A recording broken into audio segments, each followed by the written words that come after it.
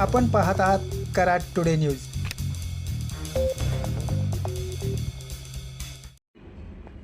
कराड मसूर रोडवर कोपर्डे हवेली तालुका कराड नजीकच्या रेल्वे गेटवर आता लांब व उंच असा उड्डाणपूल उभारला जाणार आहे। मिरज पुणे रेल्वे मार्गाच्या दुहेरीकरणानंतर या उड्डाणपुलाच्या उभारणीचे काम सुरू केले जाणार होते। मात्र भूसंपादनाच्या प्रक्रियेमुळे या कामाला विलंबाने सुरुवात झाली आहे।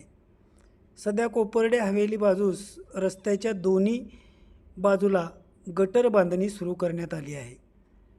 Maharashtra rail infrastructure development corporation, जे महारेल म्हणून ओळखले जाते, त्यांच्याकडून सध्या हे काम सुरू झाले असून ठिकठिकाणी सूचना फलकही लावण्यात आले आहेत।